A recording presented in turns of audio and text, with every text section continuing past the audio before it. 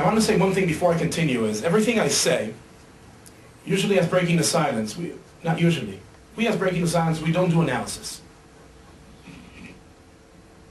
We're not here to analyze the political situation, we're not here to analyze it, we're here to speak to testimonies. So what I'm going to try to do is not to do the analysis, but try to frame the testimonies. And anyone who has the booklet, you'll just sit down after and read the stories, you'll just see it. It is not a secret that to understand Operation Cast Lead and the way it was conducted, you have to go back to the summer of 2006, what we call the Second Lebanon War, the war with Hezbollah. In Israel, there was a perception of a defeat there. And that's why you have to do two things. You need to rebuild the self-confidence inside the military, that we can win.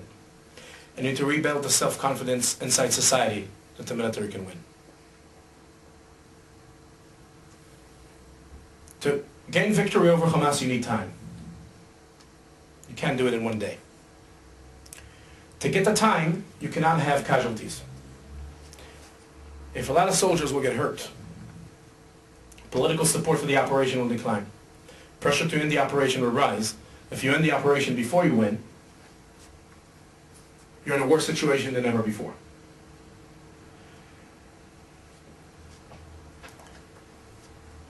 And this is what's so different in Cast Lead, is that Israel approaches this operation with minimum risk.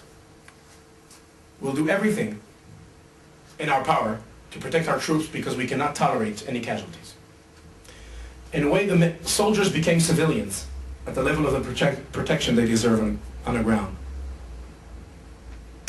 The priorities that soldiers receive on the ground before they go into Gaza is, first is your mission, then is your life, and then comes the rest.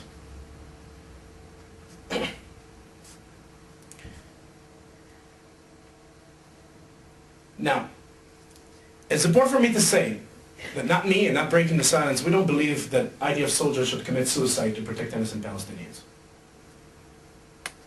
I don't think that these are the moral standards that you should have. But I think it is important to understand that between both extreme positions, there's a lot of space. And the IDF used to be in that space in the middle. In 2002, in Defensive Shield Operation, April 2002, after two deadly months in Israel, over 120 Israelis were murdered in suicide bombing attacks. Israel decided to reoccupy all the West Bank, all the Palestinian cities, and I took part in this operation in Ramallah. The first day we entered Ramallah, I remember, in our briefings it was very present. Guys, be careful, we're entering to a city. There's innocent people around there. Cast Lead, the framing is different.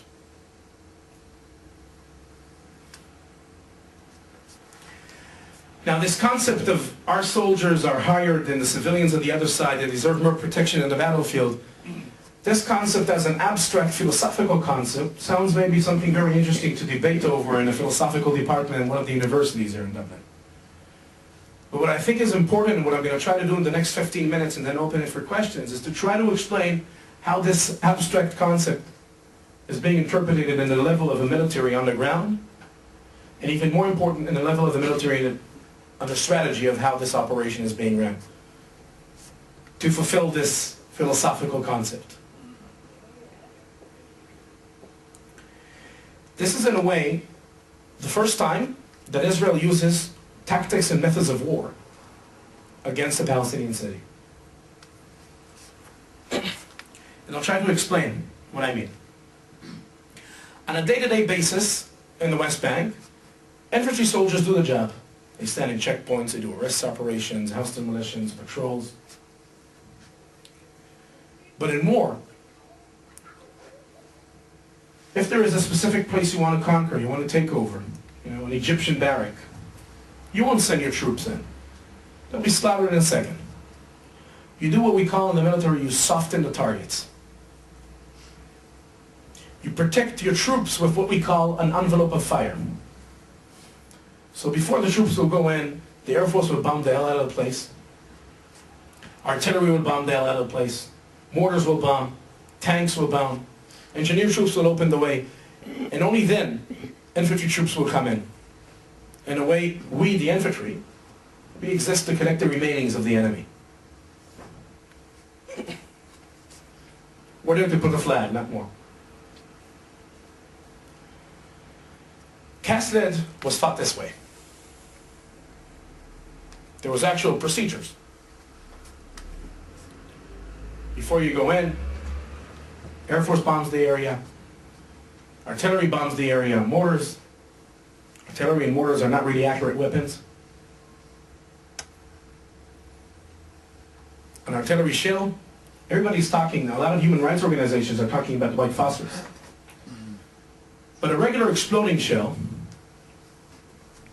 has a depth range of around 50 meters radius, and then a 200 meters injury radius. And an artillery is an aerial weapon, is a statistical weapon. If you actually hit 50 meters from your coordinates, it's considered to be a perfect hit. Now, there's something that is very important for me to put on the table. Israel has taken a lot of steps to make sure that civilians are not hurt.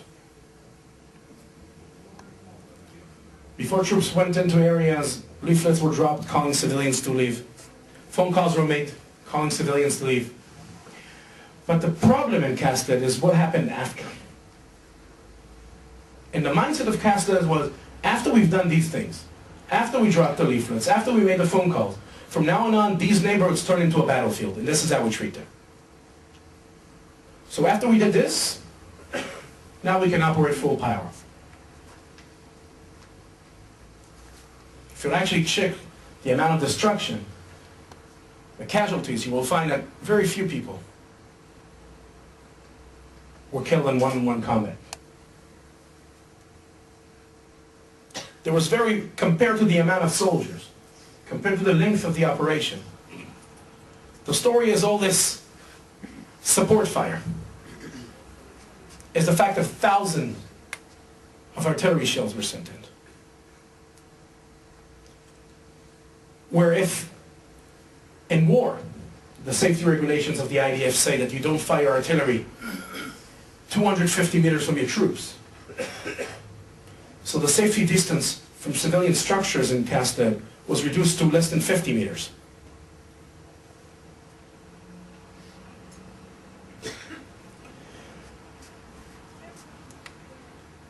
It is important for me to say that we're not talking about a situation where Israeli generals are sitting in war rooms and plotting while the death toll of civilians on the other side is rising up. That's not the story.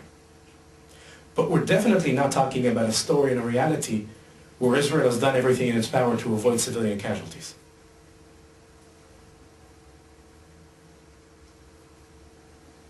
If you use these kind of weapons in neighborhoods, you cannot say, it's just someone who understands military, who understands what the impact of these weapons, cannot say that you didn't know you're going to hurt. It's not that, again, it's not that when you see civilians you target them. No. Exactly the opposite in that sense. When you see something that is clear, no. But it's about how much you make, how much you do to avoid. And there's a huge difference and a huge problem. I want to leave the big strategy and talk about the ground. How this concept of a war affects an individual soldier. One of the most troubling things that we found out talking to soldiers who served in Castled was, we spoke to 14 soldiers who took part in the first invasion into Gaza.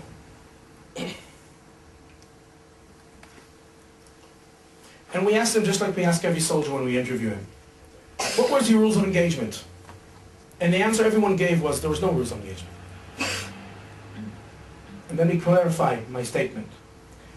If the concept of rules of engagement is that you put some limitations and some boundaries to the usage of lethal force, when you're allowed to pull the trigger and when not, so during the first invasion into Gaza, there was no limitation.